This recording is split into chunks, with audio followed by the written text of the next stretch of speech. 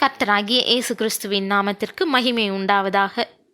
கர்த்தருக்குள் பிரியமானவர்களே, ஆதியாகமம் 14:16 தன் சகோதரன் சிறையாக கொண்டு போகப்பட்டதை ஆபிராம் கேள்விப்பட்டபோது, அவன் தன் வீட்டிலே பிறந்த கைப்படிந்தவர்களாகிய 318 ஆட்களுக்கும் ஆயுதம் தரிப்பித்து, தான் என்னும் ஊர் மட்டும் அவர்களை தொடர்ந்து சகல பொருள்களையும் திருப்பிக் கொண்டு வந்தான்.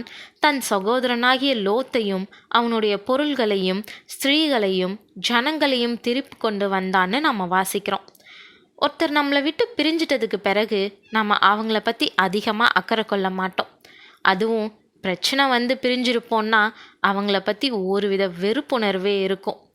இப்போ லோத்து ஆபிராமை பற்றி ஒன்றும் கவலைப்படாமல் தான் நல்லா இருந்தால் போதும்னு தன்னை அழைச்சி வந்தவனை அப்படியே விட்டுட்டு சுயநலத்தோடு பிரிஞ்சு போனான். அவன் இப்போ சோதோம் பட்டணத்தில் குடியிருந்தான். சோதோமினுடைய ராஜாவும் கொமோராவின் ராஜாவும் கெதர்லா கோமோருக்கு விரோதமாக கலகம் பண்ணி போரில் தோற்றதுனால லோத்து குடியிருந்த சோதோம் பட்டணம் முழுவதும் சூறையாடப்பட்டு அங்கே இருந்த பொருட்களும் ஆட்கள் எல்லாரும் அடிமைகளாக கொண்டு போகப்பட்டிருந்தாங்க. அதில் லோத்தும் அவனுடைய ஜனங்களும் கொண்டு போகப்பட்டாங்க. இந்த செய்தி ஆபிராமுக்கு அறிவிக்கப்பட்டுச்சு. இந்த பிரச்சனையில் அவன் அணுகுமுறை முற்றிலுமாக புதிதாக இருந்துச்சு. எகிப்தில் அவன் ஜீவனுக்கு ஆபத்து வந்தப்போ அதிலிருந்து தப்பிக்க எகிப்தியர்களை அவன் எதிர்க்க நினைக்கல. தன்னை காப்பாற்றி கொள்றதுக்காக சாரால முன் வைக்கிறான். துணிஞ்சோ இல்லை எதிர்த்தோ எந்த செயலும் செய்யலை.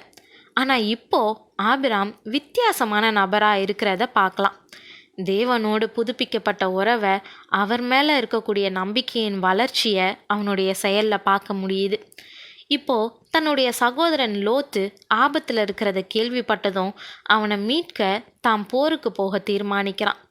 இது மூலயமா நாம் ஆபிராம் இடத்துல காணக்கூடிய விசேஷ காரியங்கள் என்னன்றதை கவனிப்போம். தன்னுடைய சகோதரனுக்காக போரிட துடிக்கக்கூடிய மனப்பான்மை, தன்னுடைய இரத்த சம்பந்தப்பட்ட உறவுக்கு ஒரு ஆபத்துன்னு வரும்பொழுது தன்னுடைய ஜீவனையும் பாராமல் இப்போ செயல்பட நினைக்கக்கூடிய துணிவு, அவங்கள மீட்க அவன் எதிர்க்க போகக்கூடிய ஆட்கள் பலத்தில் வல்லவர்களானாலும் அதை பற்றியெல்லாம் சிந்திக்கவே இல்லை. அவங்க தற்பொழுது 4 ராஜாக்களை ஜெயிச்சாங்க, 4 தேசங்களை சூறையாடினவங்க. ஆனாலும் ஆபிராம் அவர்களை எதிர்க்கவும் தாக்கவும் புறப்பட்டான். ஆபிராம் செல்வந்தன் மட்டும் இல்லை, அவன்கிட்ட ஆட்கள் பலமும் இருந்துச்சு. ஆமாம், 318 ஆட்கள் ஆயுதம் தரித்து போரிட தயாராக இருந்தாங்க. இந்த ஆட்கள் போருக்கு போதுமானவங்க இல்லை தான், ஆனால் அவங்க போரிட பயிற்சி பெற்றிருந்தாங்க. மிக சரியாக போரிட தெரியலன்னா நிச்சயம் ஆபிராம் மிகப்பெரிய ஆபத்தை சந்திச்சிருக்கணும். இந்த வேலைக்காரர்கள் ஆபிராம் வீட்டில் பிறந்தவங்கன்னு நாம் வாசிக்கிறோம். அவங்க ஆபிராமுக்கு உண்மையாக இருந்து அவனுடைய கட்டளைப்படியே போய் போரிட்டு ஜெயிச்சாங்க. இப்படி அவங்க ஜெயிச்சதுக்கு மிக முக்கியமான காரணம் ஆபிராமோட இருந்த தேவன் மட்டும்தான். ஆமாம், சொற்ப ஜனத்தை வச்சுக்கிட்டு துணிஞ்சு போருக்கு போக முடிவெடுத்த ஆபிராம் இப்போ தேவனை சார்ந்திருக்கிறத மெல்கிசேதேக்குக்கு தசமபாகம் கொடுக்கறது மூலயமா அறிஞ்சிக்கலாம். வெற்றிக்கு பின்னாடி அவன் தேவனை மகிமைப்படுத்தினதையும் இந்த அதிகாரத்தில் வாசிக்கிறோமே. இப்படி தேவனை சார்ந்து அவன் போரில் வெற்றி பெற்று எல்லாவற்றையும் திருப்பி கொண்டு வந்தான். ஆனால் அந்த நிகழ்வின் மூலயமா லோத்து எதையும் உணர்ந்து கொண்டதாவோ இல்லை தான் பிரிஞ்சு வந்தது சரியில்லைன்னு நினச்சதாவோ நம்ம பார்க்க முடியல. ஆமாம், இப்படி நடந்தும் அவன் ஆபிராமோட திரும்பி வந்து வாழ விரும்பவே இல்லை. அவன் தொடர்ந்து சோதோம்லே வசிச்சான்னு நம்ம ஆதியாகமம் 19:1 வாசிக்கிறோம்.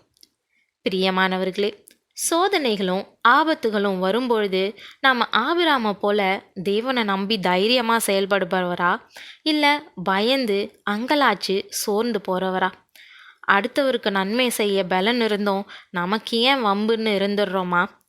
நம்மளை விட்டு பிரிஞ்ச ஒருத்தர் துன்பத்தில் இருக்கும் பொழுது அவங்களுக்காக இருதயம் பரிதவிக்குமா?